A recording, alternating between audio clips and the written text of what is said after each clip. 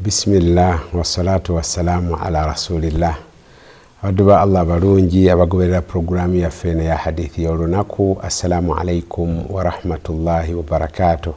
Bajjukiza nti tugenda maaso tuli ku nsonga z'obufumbo. Tuula uliriza obudde bwo bulungi obeere ng'oteekako hadithi osobola okubeera nti wejjukanya ebigambo bya Allah subhanahu wa ta'ala n'ebigambo bya mubaka we Nabi Muhammad sallallahu alayhi wa sallam. Akati olwaleero era mu kitabo kya Bukhari atuleetera ate hadithi endala ng'etulaga mukama waffe Nabi sallallahu alayhi wa sallama engeri gye yawangaalamu ne famire ye. Hadithi esoose yatutegeeza nti yalina abakyala 9 naye akulaga engeri gye yawangaalamu nabo. Nabi sallallahu alaihi wasallama he was a family man nga bwe bagamba muntu wa family yali ayagala family ye. Abakyala be abo be yalina yalinga abalabirira era nga abafaako era nga talaga kwekubira eri wakati waabwe. Hadithi ejibako Anas agamba nti anna nabiyya sallallahu alaihi wasallama kana yatufu ala nisaihi fi laylatin wahida wa lahu 9 niswa. Nabi sallallahu alaihi wasallama yalinga mu kiro ekimu yeetooloola bakyala be 9 bonna n'abayitamu yonna n'agendayo nga omusajja.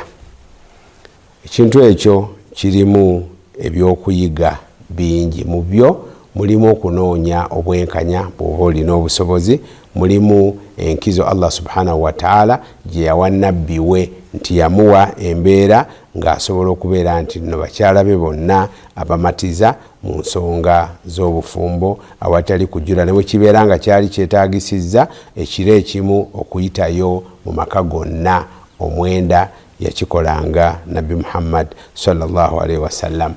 Kakati tukugamba njagala kuddamu okusimba essira kwabo abatakkiririza mu bisanja oba abagayaala ne babeera nti nno beekubira mu bakyala baabwe. Abamu ne balowooza nti ssente kyekikulu n'abeera agamba ono kasa namuwadde ssente ne bwe sisulayo. Kikyamu, ebisanja birina okubeerawo mu ngeri ey'obwenkanya. Allah subhanahu wa ta'ala nga bwe yalaalika Nabi sallallahu alaihi wasallam kyeyava agamba nti man kana lahu zawjatan, omuntu yenna abeera n'abakyala ababiri, famala ila ihdahuma, neyeekubira eri omu ku bo, jaa yawma alqiyamati wa shiqquhu ma'il, ajja kujja ku lunaku lw'enkomerero ng'agudde olubege. Era mukugambye nti Nabi sallallahu alaihi wasallam bw'atyo yasalanga ebisanja eri bakyala be mu bwenkanya bw'awulira mu mutima gwe, bwe yamalanga n'agamba Allahumma hadha qasmi fima amlik, ay Allah bwentyo bwengabanyiza mu bye nninako obusobozi. Kakati fala talumni fima la amlik fima tamliku wala amliku, nti Katonda nkusaba oleme kunvunaana oba kunnenya mu bye sirinaako busobozi. Abamanyi baali bannyonnyola ne bagamba nti mu bigabwa oba kusula ebyo by'olina okwenkanya ky'osonyiibwa bintu 2 byokka. Ekisooka gwe mukwano ogubeera mu mutima, ogwo togulinaako control kuba n'omukyalo oluusi agubeerako ne contribution ayinza okukulemesa, naye bw'obanga omukazi akoze ekikye nawe kikkakatako okubeera nti nno ozza bulungi gy'ali, akwagadde mwagala, akuyisizza bulungi muyise bulungi.